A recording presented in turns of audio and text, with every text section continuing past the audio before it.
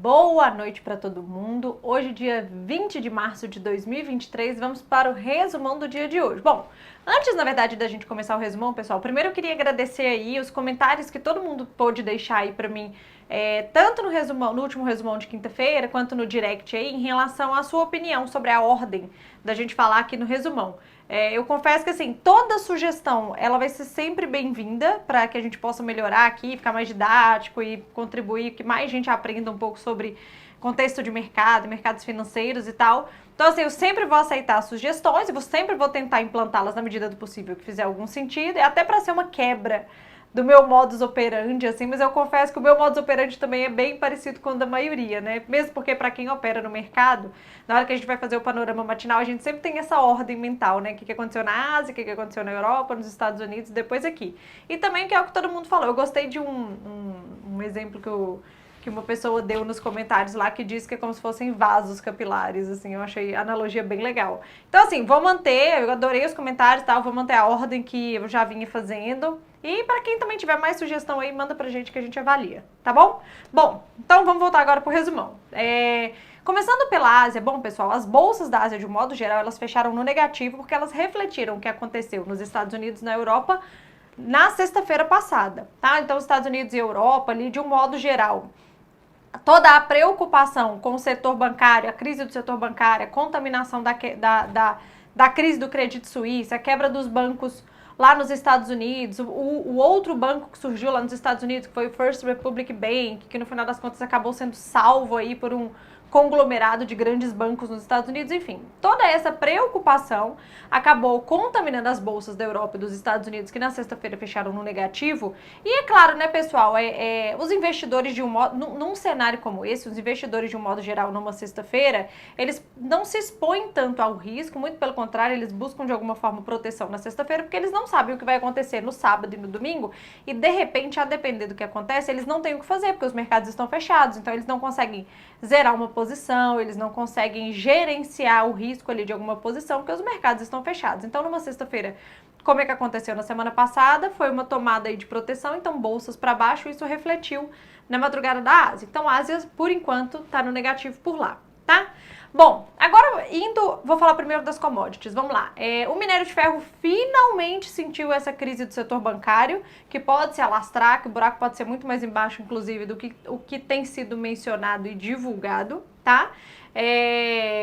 Então ele finalmente sente isso e cai aí quase 3% nessa madrugada. Ao longo do dia ele deu uma estabilizada, mas de qualquer forma ele, enfim, dá uma realizada ali no patamar alto que ele estava por conta disso.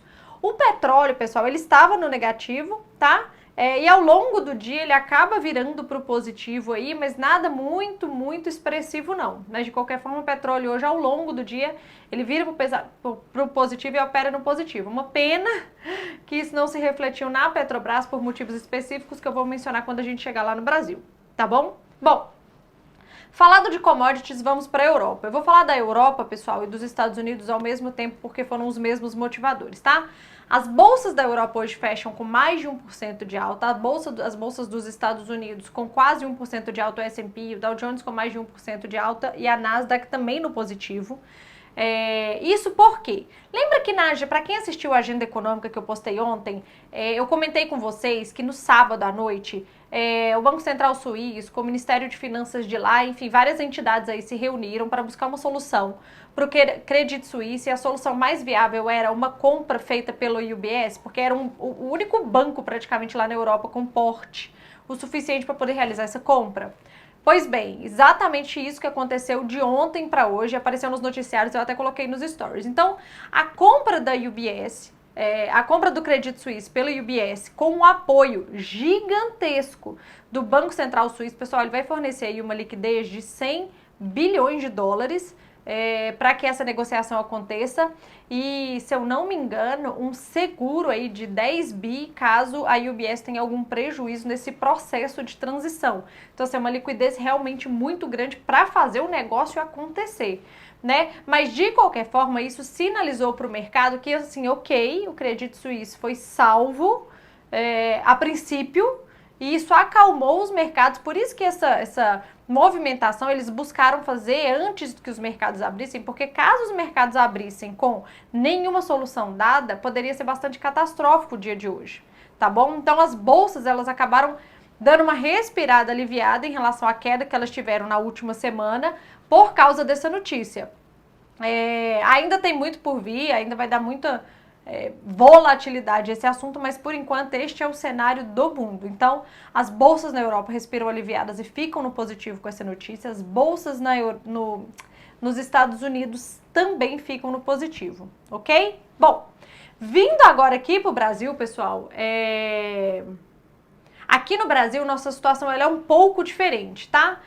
A gente deu uma descolada do mundo hoje por causa de questões internas. Vamos lá. Essa semana, pessoal, a gente tem aí na quarta-feira a decisão de política monetária nossa aqui, a reunião do Copom, né? E o mercado, na verdade, o mercado esperava que o projeto do arcabouço fiscal fosse apresentado ao mercado, aos jornalistas e tal, até na sexta-feira passada.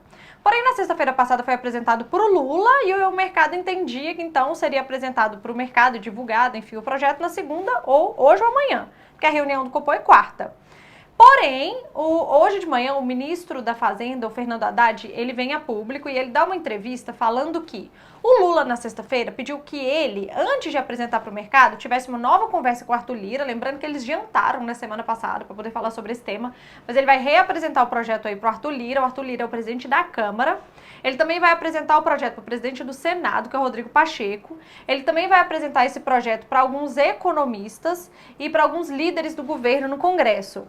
Então, primeiro ele vai falar com essa turma para pegar a percepção dessas pessoas, para tentar viabilizar uma aprovação no Congresso, enfim, etc., para depois divulgar o projeto para todo mundo, né? Então, ficamos de banho-maria aqui mais um dia. E isso se reflete aí na nossa bolsa, obviamente. O mercado, inclusive, pessoal, não acredita que esse projeto vai ser apresentado antes da reunião do Copom de quarta-feira. Mas, na entrevista de hoje, o Fernando Haddad, ele sinalizou que pelo menos antes deles irem para a China, ele pretende apresentar.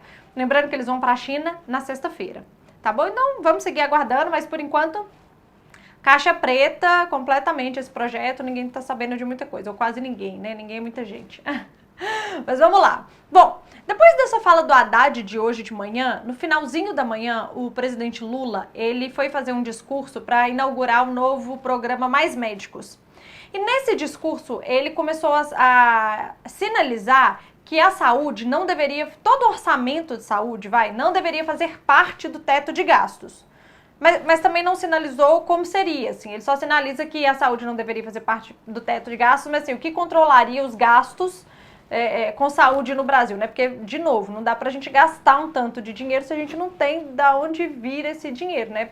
É tipo a conta da nossa casa, a gente só gasta no cartão de crédito o salário que a gente recebe, ou pelo menos na teoria deveria ser assim. Mas, enfim, ele sinaliza isso, depois ele também complementa que a educação também. Então, a educação e a saúde deveriam ficar fora do teto de gastos do governo para que eles pudessem, enfim, gastar bastante aí nesses dois temas. E isso estressou o mercado na hora, eu estava acompanhando, isso estressou bastante o mercado, então o dólar que estava em queda nessa hora realiza um pouco da queda e sobe, a nossa bolsa cai, e depois ela dá ao longo, aí o discurso dele acabou e ao longo do período da tarde o mercado se acalma em relação a essa fala, tá? De qualquer forma, hoje teve mais um ponto também em específico da Petrobras que eu fiquei de falar com vocês, que é o seguinte: a FUP, que é a Federação Única dos Petroleiros, se juntou com os sindicatos e eles soltaram um comunicado de que na sexta-feira agora, no dia 24, eles vão fazer uma manifestação, uma greve nacional no início do expediente contra o que aconteceu recente agora. O que aconteceu, pessoal? Vamos lá. O governo, o Ministério de Minas e Energia, pediu para que a Petrobras paralisasse por pelo menos 90 dias todos os processos de venda de seus ativos, porque a Petrobras, no governo do Bolsonaro, ela privatizou algumas partes dela, foi vendendo, né? Estratégia deles. E aí o Ministério de Minas e Energia atual falou, não, pera, interrompe todo o processo de venda por 90 dias para a gente decidir qual vai ser a estratégia desse atual governo, tá? E isso foi feito. Porém, o Conselho Executivo a diretoria executiva mandou para o Conselho Administrativo pedindo para que, pelo menos, aqueles processos de privatização que já estavam mais avançados, que já estavam com os pré-contratos assinados, que esses processos dessem continuidade. Aqueles processos que ainda estavam bem embrionários de venda e privatização, beleza, vamos parar, vamos rever a estratégia aí e alinhar. Agora, aqueles que já estavam mais avançados, vamos seguir com a privatização. Então, quando a diretoria executiva ela faz isso, a FUP, que é a Federação Única dos Petroleiros, junto com os sindicatos, se propõem aí, se organizam para fazer uma manifestação na próxima sexta-feira pela manhã contra isso. Eles querem que interrompa todos os processos de privatização, certo? Bom, este fato fez com que a Petrobras hoje caísse mais de 2%. E a Petrobras, pessoal, ela tem um peso significativo na nossa bolsa. A Vale e a Petrobras, elas têm um peso significativo na nossa bolsa. Então, apesar das bolsas do mundo estarem por volta aí, de 1% de alta, a nossa bolsa aqui não acompanha esse movimento. A gente fecha no negativo a bolsa, a gente fecha no negativo, pesando aí pela Petrobras, que eu comentei com vocês, o fato do minério de ferro ter caído nessa madrugada contribuiu para que a Vale não subisse no dia de hoje. E toda essa nebulosidade, né, essa falta de informação em relação ao projeto do arcabouço fiscal também faz os investidores ficarem mais cautelosos ou não assumirem risco aí, tomarem bolsa para a bolsa subir. Lembrando, pessoal, que hoje o volume negociado da bolsa foi muito baixinho. Eu estava lendo que foi de 19 bi, desculpa. E a gente já tem dias que a nossa bolsa negocia na média aí 30, 31, 32, 29, 28. Então 19 é bem pouquinho aí, a gente teve uma negociação muito baixa na nossa bolsa. Vale lembrar, pessoal, que a semana é uma semana recheada de decisões extremamente importantes, não só aqui no Brasil como Copom, mas no mundo inteiro. Principalmente nos Estados Unidos, que é a decisão da taxa de juros por lá, que também vai ser na quarta-feira. Então hoje foi um dia morno, né? As bolsas de fora aí surfaram uma alta, a gente não, por conta dessa questão que eu já acabei mencionando com vocês aqui, mas de qualquer forma, essa semana ainda tem muito para acontecer, certo? Bom, especificamente sobre o nosso dólar, pessoal, o nosso dólar, ele consegue acompanhar o dólar no mundo. Tá bom? Então, assim, o dólar no mundo hoje, tanto o dólar relacionado a países desenvolvidos, que aí é a cesta DX, que depois eu vou falar um pouquinho sobre isso, quanto o dólar nos emergentes, enfim. O dólar no mundo hoje como um todo estava fraco e o nosso dólar aqui, ele segue essa movimentação mundial e por isso que ele também fecha no negativo. Então, hoje a gente tem a bolsa no negativo, o Ibov, pessoal, visitando aí a casa dos 100 mil pontos de novo, né? Caiu, perdeu 101. Fecha aí nos 100 mil pontos. Lembrando, pessoal, que em novembro do ano passado, a nossa bolsa bateu 120. Então, de novembro do ano passado para cá, a gente sai do 120 e visita a casa dos 100 mil pontos de novo, né? Força tourinha aqui no Brasil.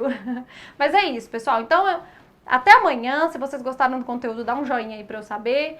E uma ótima segunda-feira para vocês e juízo ao longo da semana. Beijo!